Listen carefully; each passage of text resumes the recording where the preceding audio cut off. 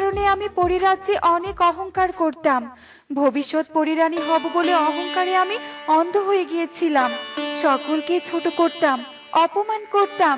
এমনই একদিনের কথা, আমি পরিরাজ্যে ঘুরে বেড়াচ্ছিলাম। এমন সময় আমার নজরে আসে এক আপেল গাছ। এ কি, আমার রাজ্যে আমি কি দেখছি?